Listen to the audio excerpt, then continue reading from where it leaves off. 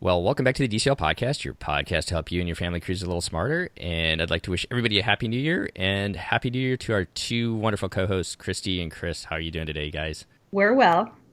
Yeah, doing great. And Happy New Year to you, Steve. So everybody survived New Year's, and I thought we'd just add this. Survived. I went to bed at 10 p.m. Like, was out cold.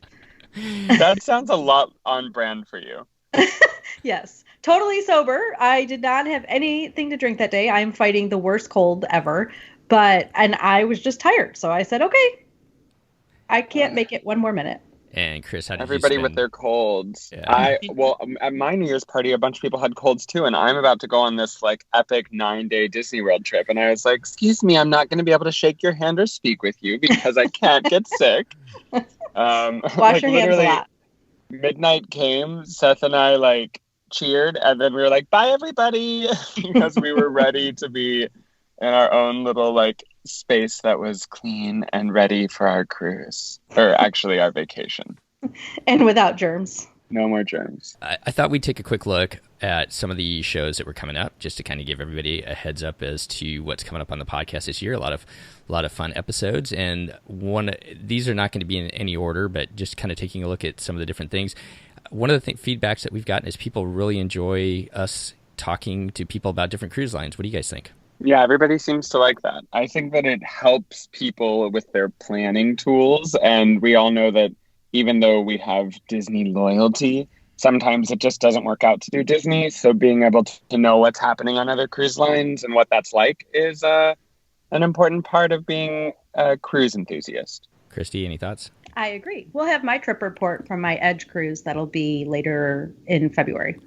And we're going to turn our sights back to Carnival. One of our Patreon members, Megan, is sailing. Actually, she's already sailed on the beautiful Carnival Panorama. It's one of Carnival's new ships out of LA, so she's going to come on and give us a look at that brand new ship sailing out of LA in Carnival. From there, this is going to be a new twist, which I think is going to be cool. We had somebody who's a first-time cruiser reach out and wanted to figure out how to connect with a bunch of our 101 shows. And between he and I, we kind of got the idea, wouldn't it be fun if he put down a whole bunch of questions? And so he's doing that right now, and he's going to come on, and the three of us are going to try and answer them before they go on their first cruise. Yeah. Yes, that's fun.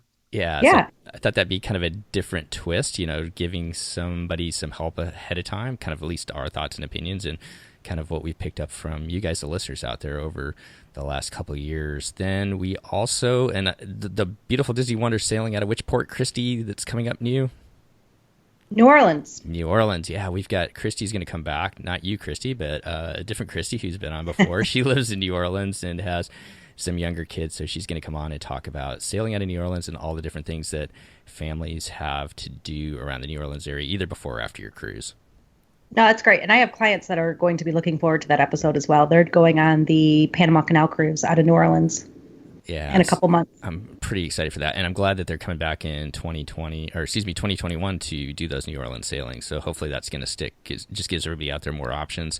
Also, we'll continue with our 101 series. Our next one coming out is the dining show. We had a lot of fun doing that. Look for that in the next month or so. And we've got some Run Disney stuff. Chris, you want to talk about that? Yeah, so I'm doing my first ever marathon weekend. I'm running the half marathon, and we are going to do an episode where we sort of talk about what that was like, our overall experience. I think Lake from Lakeland might join us. I just needed to find a way to say Lake from Lakeland. And we also are pretty excited because some of you folks have reached out to us about your Run Disney journeys and your experiences with running. And even though this isn't a Run Disney podcast, sprinkling in some Run Disney here and there never hurt anybody. And I think it's particularly timely as we all set new goals and things for this year to be able to say yeah, Run Disney's on my list. So I'm super excited to see what I can do and push myself, and it'll be great. So in addition to that, also we have Ed's going to come on, and he is going on a Marvel Day at Sea to kind of bookend your Star Wars Day at Sea, Chris. Oh, that'll be fun. Yeah, I'm doing a Star Wars Day at Sea in February, and there will be a trip report there. I'm actually super excited about that because it's been a while since I've been able to just give a trip report. And I'm excited to sort of live vicariously through myself, which sort of makes me really excited. So yeah, I'm excited to tell you about my time aboard the Fantasy. Perfect. And in addition to that, I know a lot of you reached out there. We've done a lot of recordings already. We've got 14 actually in the hopper, waiting to get out. We've got a fun Adventures by Disney, France and England show that we did. We've got a double transatlantic show that's coming out, and quite a few other ones. So I know if anybody out there is listening that has come on, we're working through them just as quickly as you can to get them out. But that's kind of a look at what's coming up. There'll be a lot more besides that, and we'll just keep on having fun each week, bringing you more content from Disney Cruise Line, and Adventures by Disney, and Run Disney as well. So anything else, guys, before we break it up tonight? Nope. I think that's a good sort of start to 2020, and then you can expect new and exciting and innovative things whenever we think of them. Absolutely. All right, thanks, guys, and we will head on to 2020 and the next episode. Enjoy it. Bye, everyone. Bye. Well, hello, and welcome once again to the DCL podcast, where we're inviting you to sit back, relax, and we'll be on our way shortly.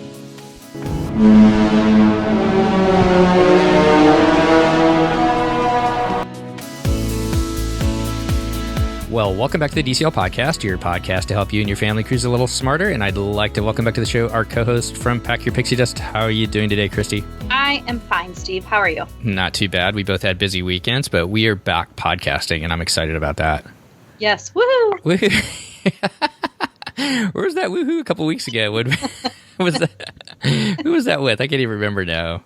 I'm totally drawing a blank. But it was in one of our previous episodes. We had a good woohoo from you. So, I am excited about this show. You know what? You want to know why I'm excited? Please tell me. Because we have not talked to somebody who's been back to Norway since our family and the Towlers went up to Norway several years ago. So I'd like to welcome to the show Anthony from Western Mass. How you doing today, Anthony? Good. How are you doing? Not too bad. Thanks for reaching out. And before we get into talking about your cruise, I've got a couple questions for you. Okay, not to put you Yeah, you should be nervous because that was a little bit of a smirky way to ask that. So what do you have for him, Steve? All right. So I love the fact that I love our listeners. I love it when somebody like you reaches out, Anthony. And I got to read this a little bit. He goes, our first cruise will be a 7-night Western European cruise out of Dover, September 1st. Then we're on the Dream in December. And then we're going to Hawaii in May, back to Europe next August on a 10-night to Copenhagen. And you need one more to become gold. Wow. And that's different. I forgot this is the person who hadn't been on the DCL cruise and then has a million. Exactly. You went from 1 to 150 in no time. So I guess welcome to the show. Tell us a little bit about your Disney background and how did you get into booking all these cruises, Anthony? So my Disney background kind of begins when I was younger. Obviously, my family went there as a child.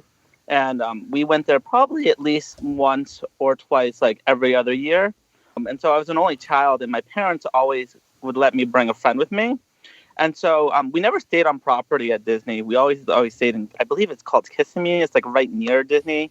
But as I've gotten older, I had this big gap between when I was younger to when I went to Disney as an adult. And of March, about 3 years ago, me and my husband went on a honeymoon to Disney, and it kind of re-sparked my love for Disney because we had such a great time.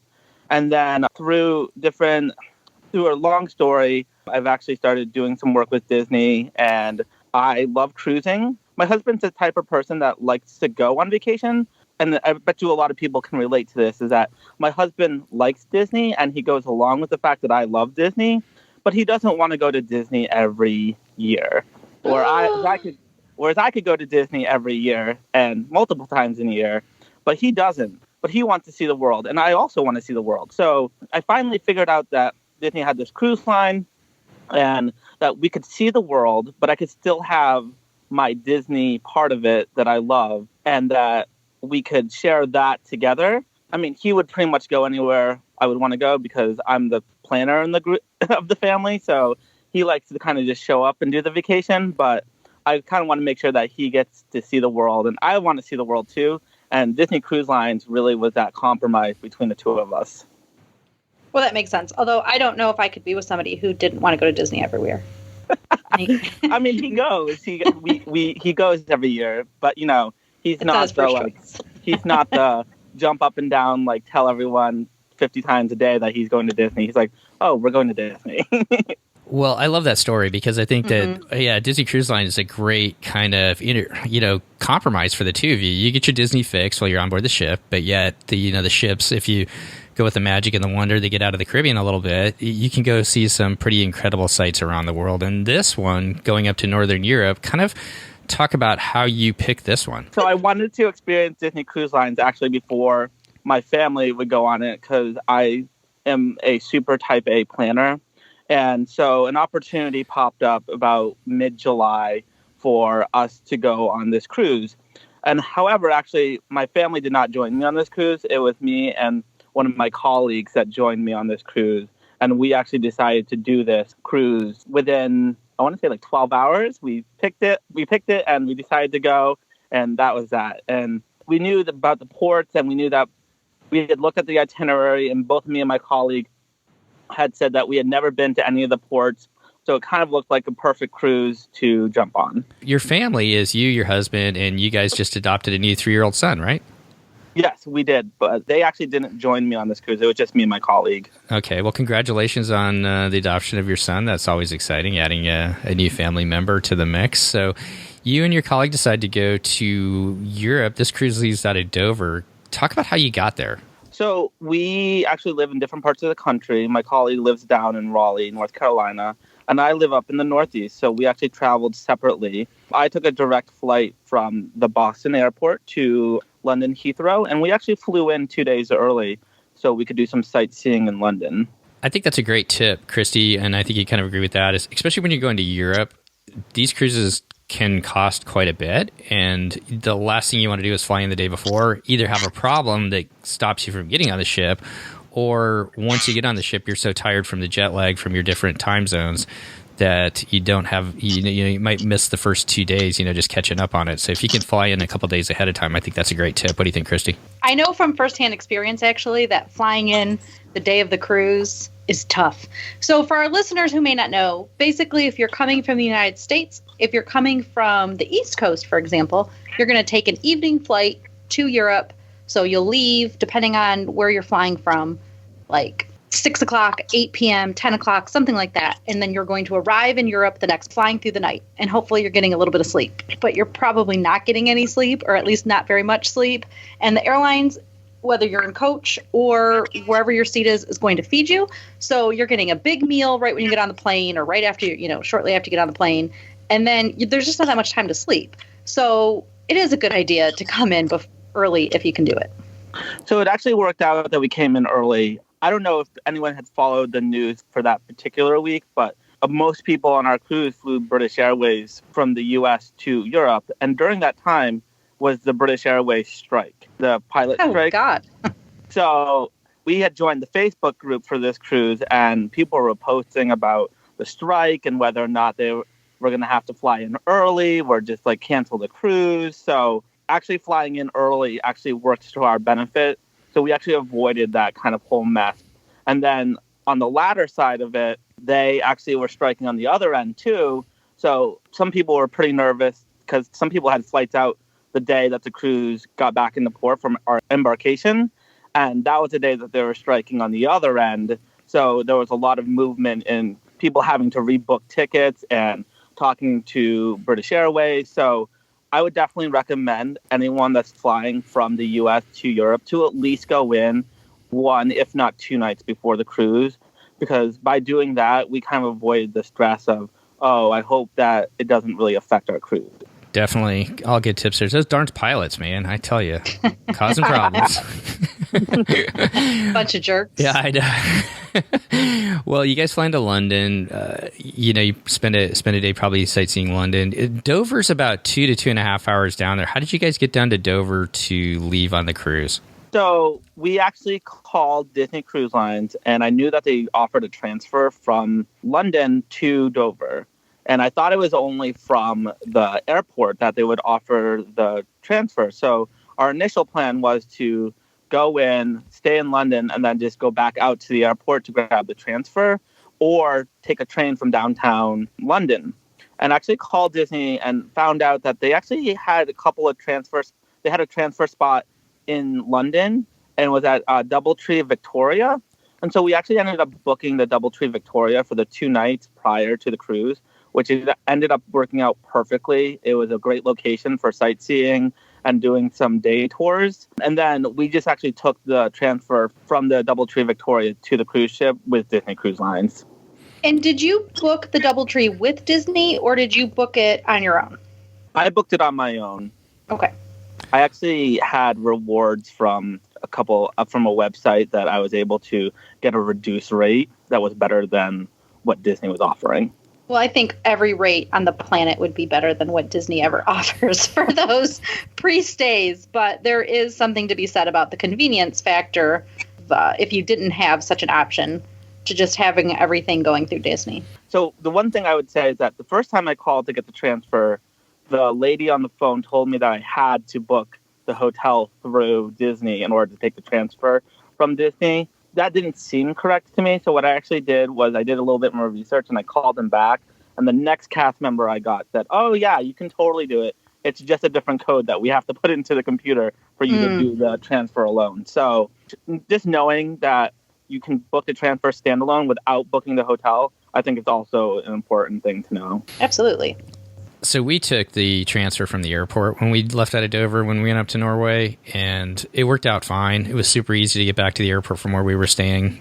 But the one thing I will say is we were the last bus that showed up, and I think we got on probably 15, 20 minutes before they pulled up the before they shut the ship up and we left. Oh my God.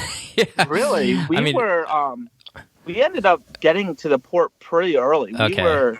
We were there by 10:30, and we were checked in and ready to go by 10:45. Well, that's good to hear. Of course, the day we left too was also the day of the London Marathon, so it was a zoo in London. It was just kind of crazy traffic trying to get out of London because of the marathon. So, when you leave from those big cities like that, you never know what's going on between pilot strikes or airline strikes and marathons and everything else. So all that kind of stuff can add. It's always good to get there early, I guess. Yes. So you guys leave out of Dover. This is a 7-night Northern European, and I'll just go through the itinerary quick. They leave out of Dover. You have a day at sea. Then you're in Copenhagen, Oslo, Stavanger, Bergen, back at sea, and then back at Dover. Since this was your first time getting on a Disney ship, what were your thoughts as you stepped aboard the Magic? It's a beautiful ship. The atrium is just gorgeous. That little surprise that you get when you walk right onto the ship. I mean, anyone that's been on a cruise line, Disney Cruise Lines, kind of knows what I'm talking about, but I don't like ruining surprises for first timers. But stepping on, it's not a Disney park, but you're there, and it's just, there's something magical about it. And you're just like, even as a 32-year-old adult, like my heart fluttered a little bit. It was just so wonderful to be back at what I call the quote unquote Disney bubble. And just knowing that I get to see the world with Disney and still have that ultimate service and the welcoming and the smiling faces, walking on board a Disney ship. There's just no reason. There's just no way to describe walking onto a Disney ship for your very first time. So the first thing I would always say is that anyone that's going on a Disney cruise for the first time, just take a moment, be there, be present for that first time, because you're never going to have another first time stepping onto a Disney cruise. And there's just a magical moment in that very second that happens that you just are not going to want to miss. It's true. Well, it sounds like for your mind, and your husband hasn't been on the ship with you yet, has he? He hasn't been on the cruise ship. So in your mind, stepping on then, do you think this is going to meet, it sounds like it's going to meet that need, I guess, as far as you being in your Disney bubble and being able to see the world a little bit too? Yes, it's definitely, I can't really imagine seeing the world any other way at this time. I know that probably as time goes on, that maybe but we haven't even stepped onto the cruise together as a first timer, so I don't even want to think about it. But, as time goes on, I'm sure that we'll have to explore other avenues of traveling the world. But right now, I think for our family and what we need for our family, it's going to be a perfect first time for him. All right. What kind of cabin did you book? With your rate, I know that you had a guarantee cabin, so you didn't get to know ahead of time what you had. But what category did you go with? So we actually booked a veranda guarantee stateroom, and we actually got our assignment about 2 to 2.5 weeks prior to embarkation. I know that there were people that booked around the same time we did and didn't get their cabin assignment until almost like 2 or 3 days prior. Wow. There was even one person in our Facebook group, that didn't get their cabin assignment until they got to the port. So I think another good point to point out to people for first timers is that if you're going to book a guarantee, you have to know that Disney has the right to not assign your cabin up until the day of embarkation, because they're doing cabin assignments. And I don't know if this is true, but a lot of people said that the later you get your assignment, the better the room you're going to get. We ended up actually in a 7B category room, which is a deluxe ocean view veranda with a veranda. And it was perfect. We were on deck 6 in stateroom 6612. So it was a perfect spot. I believe it's a little bit aft of the mid, but it ended up working out perfectly. I was a little nervous just because the elevators were kind of close to our room, and I didn't want a lot of foot traffic by our room. But honestly, even with a smaller ship being the Magic and us being towards the elevators, we didn't hear anything. Once you close that door to your stateroom, we didn't really hear anything. So it ended up being a perfect location. And obviously, the room is beautiful. It's well appointed. Anyone can see the room. If you obviously go online or check out any YouTube videos about the Magic, you can see the room. It's gorgeous. The veranda is very spacious. It had enough room for us to a couple times actually eat breakfast out there and watch the sights go by. So for our needs on this cruise, for me and my colleague, it was a perfect room for us. So thinking about this cruise too, with the stops that you're stopping into, although I'm not sure in Copenhagen if you guys pulled into downtown. There's a, and I think I know the Magic's small enough to get into downtown, but definitely Oslo and Stavanger and Bergen. I mean, the ship park's right downtown, so being able to have that veranda, or the use of the veranda, must have been awesome to see the sights.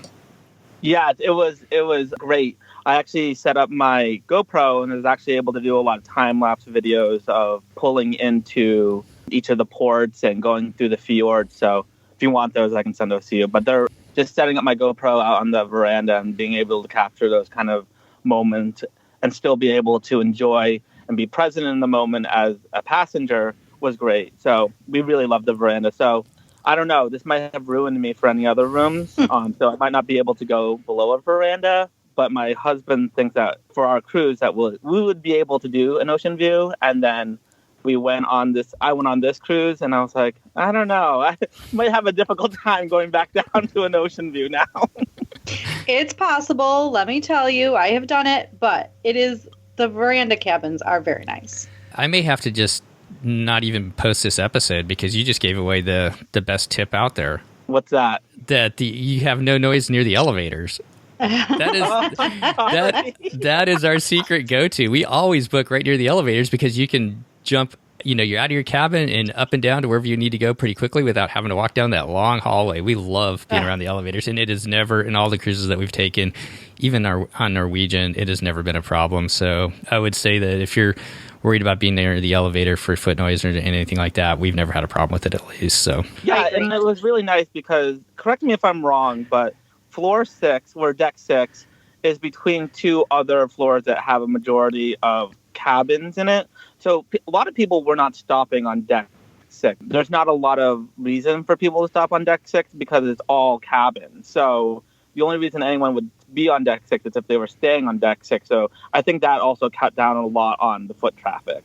Definitely. That part is true, except that it's not necessarily in between two other floors with cabins, because deck 5 has the kids clubs and like other stuff's going on there. So, but in terms of particularly on this cruise, there weren't a lot of kids on our cruise because it was the first week of September, and so I don't know how, like, we saw kids. Obviously, there were kids, but there was definitely not. My colleague has been on several Disney cruises, and she stated, she was like, this is nowhere close to the amount of kids that you will see on any one of your other cruises that you're planning on going on, because there's going to be a ton of kids. And this just happened to be the first week of school. So obviously there wasn't a lot of kids on our trip. Well, perfect. Well, let's turn to the dining rotation. First time going through Disney Cruise, you got 3 different dining rooms on board. What were your guys' thoughts on the different dining rooms? And since it was you and your colleague, did they sit you with somebody else, or how did that work? We actually put a request in. Me and my colleague love meeting new people. And we actually put a request in that we be at a table of 8. So we actually ended up at a table meant for 6 people. And so the first night we were in Lumiere's, and we had Zane and Quan. They were our servers for the entire trip.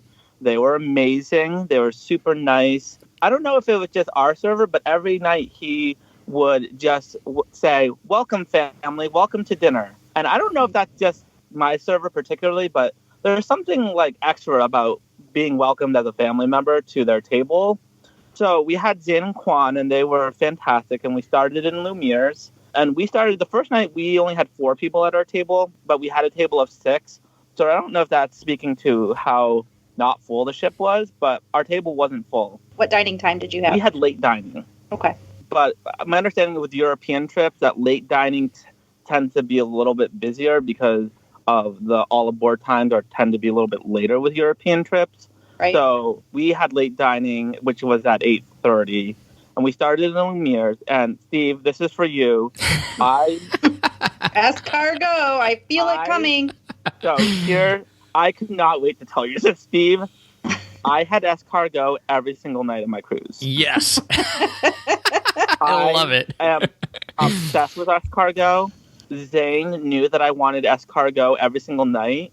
And so when I would order my appetizer, he was like, "What appetizer would you like?" And I would tell him, and he's like, "And the escargot, right?" And I was like, "Yes." So I actually got this tip from your podcast, is that when you go around to all of the other dining rooms, you can actually order, as long as that's on the menu at the other dining rooms, you can order, within reason, other dishes from other dining rooms. And I knew that, and I said, "Zane, I am obsessed with escargot. I don't get it anywhere else. Can I just get it here?" And that's when, so the second night we were in Animator Palette, and he was like, "Yes, you can get the escargot." And then the third night we're in Rapunzel Table, and he's like, "Do you want the escargot?" And I was like, "Yes." So I had escargot every single night. And not only did I have it every single night, I had 2 orders of it every single night. I tell you what, Anthony, if your husband and your son decide not to go with you to Hawaii, I'll be available that week. We could just dine on escargot. You can eat your weight in escargot. I love it. I had so much escargot. I actually think by like the last couple of nights, I was like, should I not get it? I was like, what am I thinking? Of course I'm going to get it. Oh my God. Let's turn to Rapunzel's Royal Table. What did you think of that? I loved Rapunzel's Royal Table. The show that they do the first night that you're there. I don't know if this is true recently, but now it's the theming for the first night is a surprise party. So it's Rapunzel's surprise party. So funny thing is, I've never seen Rapunzel, the movie. And so I really didn't understand a lot of what was happening in the show. So another thing I would say that if you have the time and you're willing to, I would say, and you're going to go on the Magic, watch the movie because you're going to understand a lot more what's happening in the show. My table mates had to kind of explain to me a lot of it.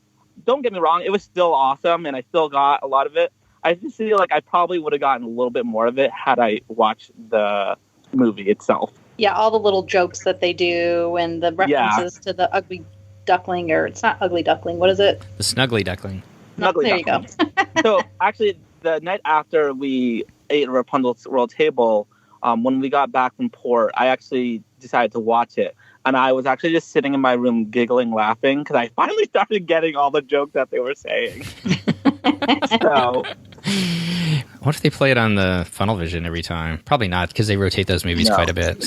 So the first day we were at sea, I have a 3-year-old son, so anyone that has kids knows that they get up ridiculously early no matter what. So on this trip, I didn't have my son, and I was like, oh, you know what? I'm going to try to sleep in. And my body was waking me up every single day at 7:30. I was like, come on.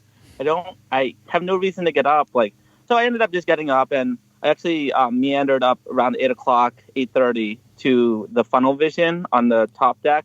I actually ended up watching Beauty and the Beast, wrapped in a fleece blanket, and they brought me hot chocolate. It was amazing. It was great. Oh, that's nice. And it was just like it was me and like two little girls were watching it wrapped up in their fleece blankets. And I didn't even ask for it, but one of the Disney cruise members came over and was like, "Do you want some hot chocolate or coffee, sir?" And they actually brought it out to us, like to me and the two little girls. And I'm just sitting there like in Northern Europe, wrapped up in a fleece blanket, watching one of my favorite animated shows on the Funnel Vision. And there was just like this magical moment, like, this is so relaxing. I love moments like that, right? Like the moment that you couldn't have planned for, you couldn't have expected, you just didn't know what was going to happen, and it ends up being one of those moments that are just going to be so memorable. Of all the things I've done, that probably made like one of my top 5 moments on the cruise, because there was just this moment that you're sitting and what are the odds that Beauty and the Beast, which is my favorite animated classic Disney movie, is playing on the Funnel Vision, and this guy just brings along hot chocolate and fleece blankets for me to watch it and just have like a half an hour to myself before the ship waking up and started getting crazy. So it was great. That's magical. I love that as well. It seems like, we were such Uber planners, most of us, and a lot of times it's those simple moments like that just catch you off guard and are the most memorable parts. So, well, speaking of the Funnel Vision, what were some of the other things that you guys got to experience on the ship as far as the shows, some of the adult entertainment, and some of the other things that you guys got to do? We went to the sail away party right after the lifeboat drill, and the sail away party is probably by far one of my favorite shows on the ship. I still sing the song in my head pretty much every day. And I've watched the show on YouTube. And my husband, the other day we were watching, he was like, "We cannot watch this anymore. You've watched this for about 300 hours now. We need to watch something different." And so definitely the Sail Away show is really great. We had some jugglers on there. The Phillips brothers, they were great. Twice Charmed was our first Broadway style show. It was the day 2 at sea. I know I've heard other people on your show talk about it. It's a take on Cinderella, pretty much. I don't want to ruin it, but it's really good.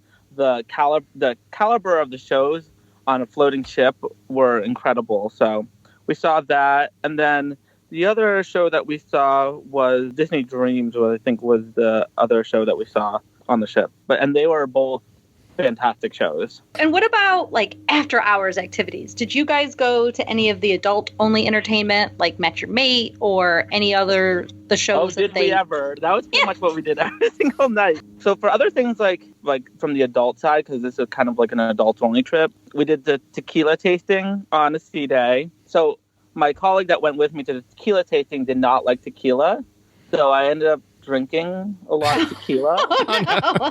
And but I ended up not drinking a lot of tequila because one of them was really gross. But I had we drank some tequila, and then we went to, right after that, on the first sea day, we went to Toon Trivia, which we won. The very first trivia thing that I ever did on the ship, me and my team won. Steve, are you hearing this? I am.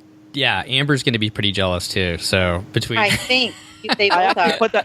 So I took notes each day for you guys, and I think so I put Toon Trivia, and I put in big bold letters with exclamation points, "We won. Make sure you tell Steve." And for our listeners out there who may have missed it, Steve is a bit competitive with the trivia and really wants the winner's medals, and it's like his first question to ask people is if they won the trivia. We did, and we won. That's awesome. I am in awe of your presence right now too, Anthony. That's amazing. To be fair, I only came up with like 3 or 4 of the answers. Doesn't matter. You were on the team. Don't be fair. Don't tell them. But yes, and they didn't give us a winner's medal. They gave us winner's keychains. Oh, they're mixing it up. I feel like that's better because then it's like a souvenir that you can keep with you forever. Yeah, I still have it. I have it actually on my keychain. It's a winner's keychain. I was like, I don't know if anyone else will see how great this means to me, but I have a winner's keychain from Disney Trivia. So you should flash it in Steve's face if you ever get to meet him. Hopefully, I will get to meet him one day. Yeah, definitely.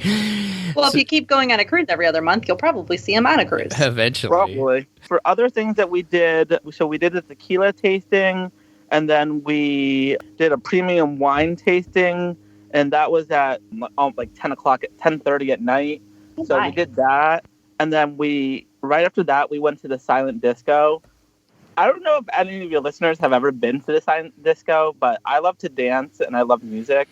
So it was like we had formed this little group of people that we were hanging out with, and we all went to the silent disco. It is the best thing ever.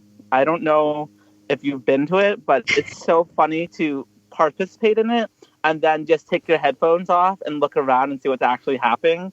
And then you just laugh because you're like, this is ridiculous, but it's so amazing at the same time.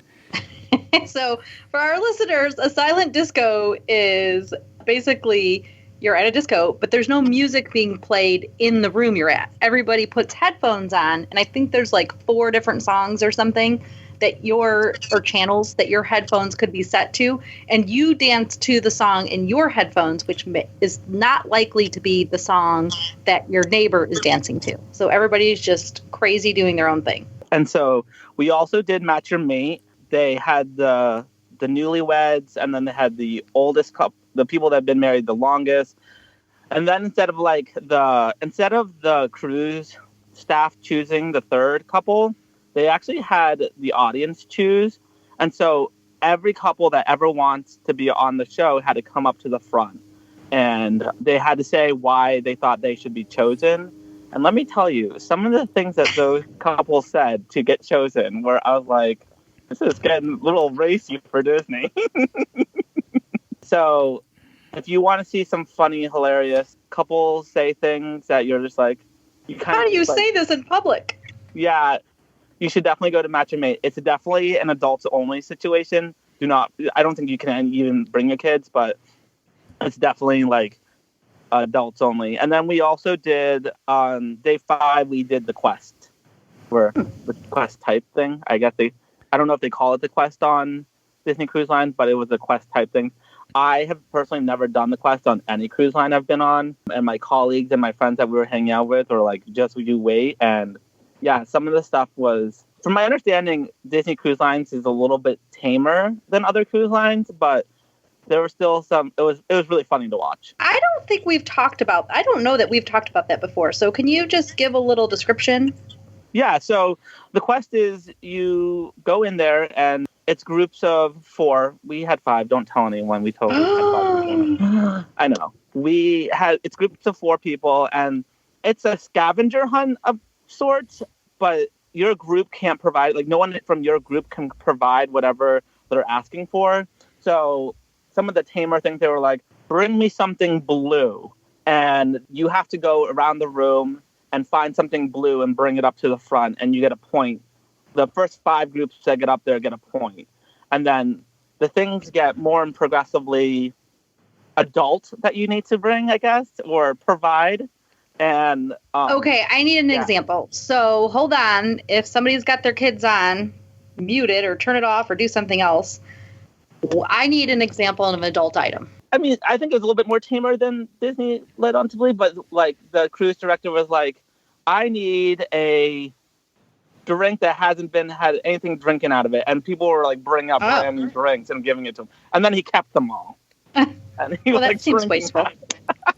And then another thing was, I need a female purse. And people were like stealing purses from other groups and like not telling them and just bringing them up to the front. There wasn't like, it was just funny. It was like those kind of adult things. Like not like, nothing sexual, but you know. Got it. I've heard on other cruises it gets a little bit crazier. Oh yeah, I'm just taking all this in. I've not heard about the Quest before, so this is kind of fascinating. Did you know that they do so one day the best thing to do on these cruises is like if you have free time, it's just to wander around the ship and see what's going on with everybody else. And so I stumbled into, I believe it's called the D Lounge, right on deck 4 or 5. Yes. Deck 4. And so I stumbled into the D Lounge, and all I heard was one of the cruise staff talking, and they did a kid version of the Quest. And this is one of the memories that sticks out for me on this cruise because it was hilarious. So they were doing a child version of the Quest. And one of the things was that they wanted something blue. And so all the kids are dressed up because it was the Frozen night it was the Frozen party. And so all the kids are dressed up as like Anna or Elsa or Olaf or something from the Frozen movie. And so one of the cruise staff was like, we need you to bring up something blue. And so I just watched all these little kids run around the room trying to find something blue. And so they all get up to the front, and they're all sitting in the chairs up front, and they start going through all of the different things that they brought up. And someone brought a blue piece of tape, or someone blue pen. One of the girls, this little girl, brought her sister that was dressed up as Anna or as Elsa, and brought her up in her blue dress. And the cruise director just goes, "So you brought up your sister, and she's blue?" And she's like, "Yeah, she's dressed in a blue dress." And she's like, "Okay, I need you to return all of these items, preferably if they're a human being, back to their family." That would be great. So if you ever get a chance, they do a child's version of the quest, which is almost as funny as the adult version. It's hysterical. That's fun. Well, we're going to have to look for that on the next cruise that we go on. That sounds like a lot of, especially the kid version of it too. I'll have to get my kids up there trying something like that. So the other part of that was that they asked for, because it was a frozen night, they're like, "We need an ice cube, and it can't be from a glass." All these little kids in the D Lounge or the bar, all these little kids are jumping up and over the bar to get ice. I was just like, they did not plan that one out. Well, on that note, let's kind of meander and turn our way to the ports. You guys got to go to some pretty amazing places, and now that I look at it, you guys went to Copenhagen first, and the port I was thinking of as far as going downtown is I was actually thinking of Stockholm in Sweden. Talk about Copenhagen. Did you guys book your port excursions with Disney, or what did you guys have planned? Did you book outside of Disney? Talk about that a little bit. Talk about Copenhagen. So for all of our ports on this trip, we actually booked outside of Disney. So for the first Copenhagen one, we actually did not book anything. We actually decided just to kind of see the city on our own. So for Copenhagen, the ship ports about 15 to 20 minutes from downtown. So Disney provided free shuttles from the port to downtown, and it dropped you off at the same place that picked you up. And so we took the shuttle to downtown, and then we actually decided to walk around the city. We found our way to the mermaid statue. So between there and the mermaid statue, we found that iconic street that everyone, the street that they use on the Disney brochures when they talk about Copenhagen. I don't actually know the name of it off the top of my head. We found that street and we walked down there, and then we walked along the water to the mermaid statue. All the pictures that you see of the mermaid statue where there's like nobody there and it's just like just the mermaid statue, and that's kind of what you picture in your head. It is not the case when you get to the mermaid statue. There's literally hundreds of people trying to get their picture in front of the mermaid statue. And one thing I would say that if you want a good picture in front of the mermaid statue is that you have to actually walk down these, I don't want to say treacherous stairs, but they're not the most stable sets of stairs that are made out of rock and stuff. For people that have a little bit tougher time walking, it's going to be a little bit harder to get up close and personal with it. But we got pictures in front, all of us got pictures in front of the mermaid statue. We actually walked by the Royal Palace and we saw that. And then we walked back through kind of that area. And then we wanted to try some food. And so we had heard about these big open air markets that they had in Copenhagen that they were kind of known for. Come to find out that it actually ended up closing the 3 months prior to us getting there. We actually, long story short, is we ended up on this ferry. We ended up getting on this ferry and we didn't know how to buy tickets. And so we talked to the guy that was running the ferry and we were like, "We need to buy tickets. How do we buy tickets?" And he was like, "You don't have the app?" And we were like, "We don't know what the app is." And so long story short, we ended up getting a free ride on this ferry, along with the fact that he told us where to eat. So we ended up eating at the place called Ida Davidson. I'll send you the link, but it was this kind of almost hole in the wall restaurant. And Copenhagen is known for their open sandwiches. So we each got a couple of different open face sandwiches and we had our lunch there. And it was really good and pretty reasonably priced. And then we ended up just kind of meandering back to the downtown. We stopped and got some coffee. But it was a great way to see Copenhagen and the highlights of it by just kind of walking around. So I would say that anyone that wants to see the highlights of Copenhagen, the port time is not exactly the longest amount of time you get in port, but you can definitely see the highlights by just walking around on your own and just asking locals. Everyone speaks English in Copenhagen, so people were very friendly and were able to help us find our way to the things that we wanted to see. That's pretty cool that they offered the free transportation too, because it's not easy to get from the port to downtown if they didn't do that. And most cruise lines don't. Right. Most of them will charge like $5 or more to take the ferry. So usually only the premium cruise lines, so something in the Disney class. So the ones that typically won't will be the Royal Caribbeans, the Norwegian, Carnival, stuff like that. So the only thing I would say is about that, it is great that they provide that shuttle transportation. I would just make sure that you're mindful of your all aboard time. When we went to get the shuttle back, so the particular shuttle station that that Disney dropped you off with, is the shuttle station that all of the cruise lines use as their shuttle spot. While we were in port, there was a Viking ship that was also in port, and there was a Costa ship that was also in port with us, and they were all dropping off their patrons at the same guests all at the same location. And so the line to get to the Disney shuttle was so long, and this is not a criticism of Disney, obviously it's just the way it works out, is that we ended up having to wait almost 45 minutes to get a shuttle back, and that's waiting in line with just the other Disney guests. And it's because, I don't know if Disney provides the transportation, but it seems like the same buses were doing shuttles for all three of the cruise lines. So they would roll in and they would do a Viking run, and then they would do a Disney run, and then they would do a Costa run. So there was one point where one of the a shuttle pulled up and they were like Viking guests only. And there was maybe like 4 or 5 Viking guests in line. And so they would all go up to the front, they would get on the shuttle, and it would leave with like 4 people on it. And then the next one would be a Disney shuttle. And so that would fill up obviously right away. And so we ended up having to wait almost like 2 or 3 Disney shuttles before we were able to get back to the ship. It was one of those small things that we were like, Disney kind of probably should look at how they do this, but not saying that it's not great that they don't provide the shuttle. It's just that anyone that's thinking about using purely the shuttle to get to and from the ship, they definitely need to be mindful about the all aboard time and getting to one of those shuttles on time. Well, good tip there, Anthony. So from Copenhagen, you guys are on to Oslo, the capital of Norway. What did you guys have planned there? So actually, I totally lied. I booked an excursion through Disney on this one. We did the walking tour of Oslo. In the morning, my colleague actually was going to meet a friend that she knows that lives near Oslo. So we actually met up with my colleague's friend, and she took us to a bakery that was right near the ship. The ship ports right in downtown Oslo. Like, you can walk off the ship and be in downtown Oslo. They pronounce it Oslo, which is really cool. So we did a walking tour of Oslo. We saw the Nobel Peace Prize Museum. So a fun fact is that Oslo is the city where the Nobel Peace Prize is given out. All the other Nobel Peace Prizes are actually given out in Stockholm. And it's because the creator of the Nobel Peace Prize had a special connection to Oslo and wanted it to be here, in Oslo. So we saw that, and then we saw the palace, and the timing worked out perfectly that we got to see the changing of the guards at the palace. Included in this tour was the ice bar. So we did the ice bar. That's really cool.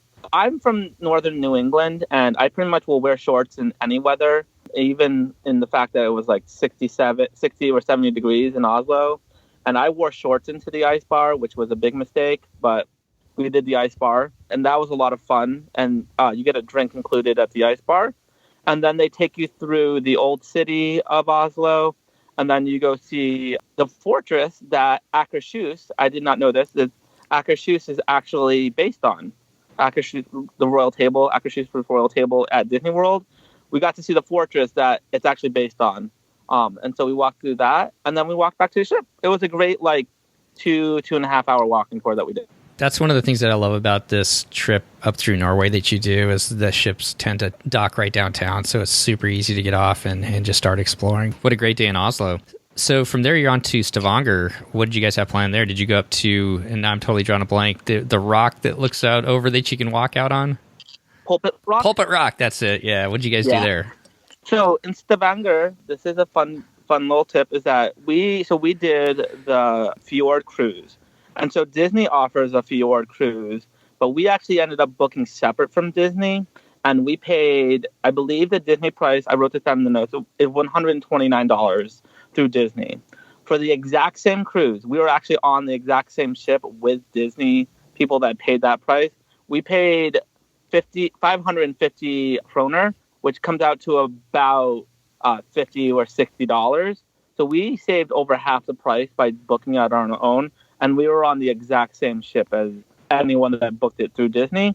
Pretty much the entire cruise with all Disney guests. So that took you out to the iconic like Pulpit Rock and into the fjords. It's a 3-hour cruise. It doesn't feel like 3 hours because the entire time you're going through the different Norwegian fjords and you're seeing all the different sites. They take you to all these magnificent waterfalls. You get to see Pulpit Rock from the fjords. Our people in our friend group that we had created on the cruise actually did the actual hike up Pulpit Rock. Some things that they told us is that if you're planning on doing the actual hike through Pulpit Rock, that is a tour that takes out right in the morning from almost within the hour that you port, and you don't go back to the ship until almost an hour before the ship leaves. And it is not like a scenic hike. Like you need to be prepared to actually hike, like have sturge. He said that there were people in the group that were just like, there was a lady in high heels in her group that were walking up there. Oh, no. There was like people that were like wearing sandals, and he just didn't think that they understood what the actual hike involved. So if you're going to do the actual hike to Pulpit Rock, which I want to do next time when we go to Norway, you just have to be prepared to actually physically do a real hike. Like bring sturdy shoes. Like you don't need to be like prepared to climb Mount Everest, but you need to be like sensible in what you're wearing. There were people that didn't bring like rain jackets. There were people that were in shorts. Like you just have to be sensible about what you're going to do, because that Pulpit Rock hike, he said, and he was in the military and was pretty fit, said it was no joke. So people that are thinking about doing it, just keep that in mind. So if you want more of a leisure way to see Pulpit Rock through the cruise, then I'll send you the link so that anyone that's going to Norway next year can use the link. But it's a great way to see the fjords, and it was another one of those magical moments that you think back and you're like, this is on people's bucket list forever and they never get to see it. And I am here in the actual fjords looking at them. And it's just one of those magical moments that you kind of plan it, but you just don't understand the feeling you get by standing or being on the ship in the fjords. And the other big tip I would say about Norway is that I know people go on ships to relax and they want to sleep in and do that. I definitely posted this because I'm already in the Facebook group for our next Norway cruise, which is in 2020, is get up early. Look at your navigator and get up. If it says you're going to dock at 8 o'clock, I know it sounds crazy, but get up at 6:30, get some room service, and sit out on your deck and watch as you go into each of the ports. Because half of the magic of this cruise was watching you sail through the fjord, especially in Bergen and Stavanger, where you are going through a fjord for about an hour before you even port. It is incredible to watch the scenery go by and to see all the houses, and it's just one of those magical things that you can never recreate, either whether you watch YouTube videos where you see it in photos. Like, you want to get up early and you're going to want to watch the sunrise through the fjord. That is my number one tip for this cruise, is make sure that you're getting up early. And if you are lucky enough to be in a veranda room, sit out on the veranda and watch the scenery go by. That is an awesome tip, Anthony. I couldn't, yeah. Norway is just so beautiful, a lot like Alaska. And that's just like you said, that's a huge part of that trip, is just being in that environment. If you've never seen Pulpit Rock, I encourage everybody to Google it and take a look at it. I couldn't imagine being up there.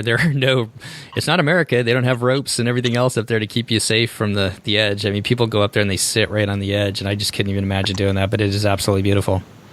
It is. So Norway is definitely, if you're going to Norway, it's for the scenery and it's for just like having that bucket list trip and just making sure that you're taking every moment. I know people love to take photos and take video. I even had to find myself a couple of times being like, I'm not going to videotape this. I'm just going to be here in the moment and watch this, because this is what I wanted to see. And if I spend so much time behind the lens trying to capture it, I'm going to miss actually being here. Well said. So from Stavanger, you guys are on to Bergen. What did you guys have planned there? So in Bergen, this is where the little surprise comes in. When I booked this trip, I had looked at my calendar and I had said to myself, oh, this is a perfect time. I have nothing planned during this time. And I looked at my calendar, I double checked it, and I was like, I definitely have nothing planned. I can go. Literally 2 days after I had booked the trip, I was looking at my refrigerator and I had a save the date I had an invitation to a wedding. And I looked at the date and it was September 7th. And I was like, wait a second, I have to go to this wedding. I ended up having to disembark in Bergen. Because I totally forgot, and if my friends listen to this, they can totally hit me. I forgot that I had this wedding that I needed to go to. So I called Disney Cruise Lines, and while it's not a fun surprise, I think it's a learning experience for everybody, is that I called Disney Cruise Lines, and I said, hey, I booked this trip. I really still want to go. I just need to disembark in Bergen. And I weighed the odds of like how much I was going to lose in the travel fare and whatever. And I decided that it was still worth going on the trip. And they were like, no, that's totally fine. You can disembark in Bergen. You just have to provide documentation that you have a flight from Bergen. And I was like, oh, okay. And so anyone that's been on Disney Cruise Line, especially to Europe, you have to fill out that pre and post airport or flight information. And so I had an issue because I couldn't fill it out because it said that I was trying to leave before the cruise was over, which I was. And so I actually had to call Disney Cruise Lines again and just confirm that I could still do it. And they manually had to go in and put in my information. It ended up not being a big issue to disembark in Bergen. The only thing I would say is the only issue that I ran into is that you need to make sure that you go to guest services if you have to disembark early for whatever reason, and tell them that and remind them to make sure that they look at the notes that say that you have to disembark. Especially in Europe, there's a lot of immigration issues with it. Mm-hmm. And so I made the mistake of not going to the concierge or the guest relations desk the night before I was supposed to disembark. And so I went up and I said, hey, I just wanted to remind you guys that I'm disembarking in Bergen tomorrow. If I need to fill out any immigration forms, please let me know. And the guy at the desk was like, we have no record of you disembarking in Bergen. I said, no, I'm definitely getting off the ship in Bergen. I called Disney Cruise Lines several times, and they assured me that I was fine. And he was like, oh, well, we'll have to wait until tomorrow morning. I don't know exactly what the immigration issues are in Norway, but the cruise line has to account for every passenger. There was probably about like 4 or 5 hours that I actually did not think I was going to be able to disembark. So they were like, if I can't disembark, what do I do? And they were like, you just have to continue on the cruise to Dover, England. And so I actually had spent like a couple hours looking up flights. But luckily, around 6 o'clock in the morning, the day that we ported in Bergen, I got a call from the desk, and they said that the immigrations had cleared me to disembark in Bergen. I actually ended up having to take a shuttle. I took a taxi from the port to the airport, which was about $20 American, and actually disembarked in Bergen. I don't recommend it. It was probably one of the most difficult things I've ever had to do because I still knew that there was 2 days left on the cruise, but I still got to go on the cruise. I still got to go to the wedding. It all worked out, but that was the little hiccup with my trip. So that's the end. My husband and I did a cruise right after I became a travel agent, and it was a seminar at sea.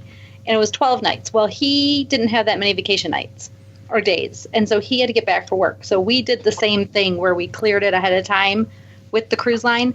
And it's like any immigration issue.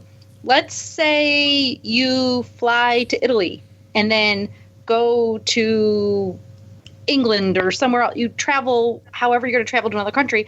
There needs to be a paper trail of how you went from country to country. Because even coming back to the United States, they need to know where you came from and where you've been and how you got everywhere. And so the cruise lines manifest have to be accurate for who got on and who got off. And then the countries, for immigration purposes, like you can't show up at the airport without having some kind of trail of how you got to the airport. Like, how did you enter the country? You can't just leave it. So that's why they have to get clearance actually from the countries to allow people to disembark early.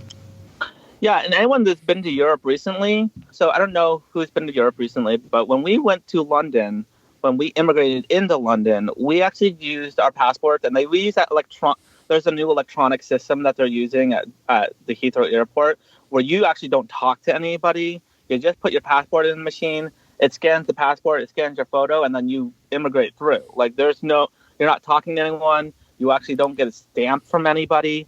And so when I was going home through Amsterdam, because I had a connecting flight in Amsterdam, the guy looked at my passport and he was like, "Where did you enter the EU?" And I was like, "In London." Like, "You don't have a stamp from London."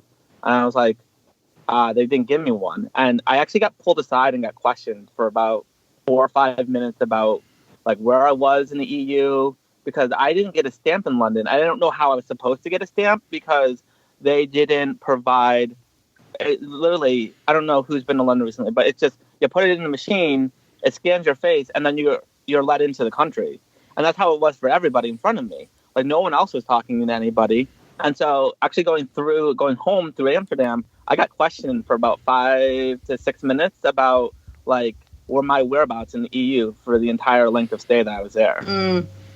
So it was interesting. I don't know how I was supposed to get a stamp, but it's just something to keep in mind. And the funny thing is that me getting off the ship in Bergen actually was pretty easy. My colleague, and my friends actually texted me on Sunday, and they were like, disembarkation was insane. So my cabin mate actually didn't. So I don't know what generally the normal time is for people to get off the ship, but there was an issue in Dover, and people started the express pass people didn't start walking off the ship until almost 9 o'clock in the morning. And they didn't get off the ship until my friend texted me, and she said she didn't get off the ship until almost 10:45, 11 o'clock in the morning. Wow, that is really late. So in my Facebook group, I went on and see what happened, and Disney didn't communicate anything that happened, but they were refunding people.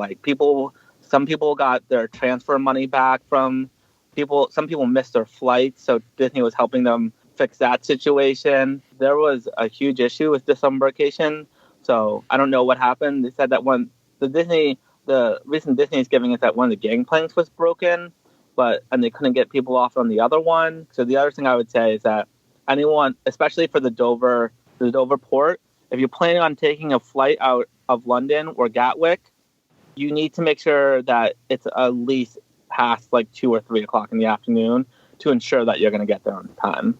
Well, all good tips as far as getting back to London from Dover. It is quite a ways away, and that's why Disney puts those recommended times on there. As we kind of finish up this episode, Anthony, anything else that this is your first Disney cruise, anything else that we missed talking about or that you'd like to pass on to people that may be sailing for the first time with Disney over in Europe? It's an incredible experience. There's so many things to do on the ship. You can do as little or as much of it as possible if you want. We did get a chance to eat at Palo. I was able to. If you're not able to get those reservations prior to getting on the ship, I've said it a couple of times on your podcast, is that when you get on the ship, just look at the navigator, see where they're doing their dining on board registration or dining changes, and just head there first. And we were able to get every single tasting that we wanted. We got a brunch for Palo, which we actually got the Palo brunch prior to boarding the ship. My colleague who went with me is also a super planner, and she happened to be on the app one day and was able to snag a Palo brunch for the second day that we were on the ship. So the other thing I would say is if you're not able to get something, continually visit the app. Don't be crazy about it, but jump on the app every once in a while, see what's available. Actually, for the next cruise that we're going on, I was able to snag a mixology class that was previously sold out.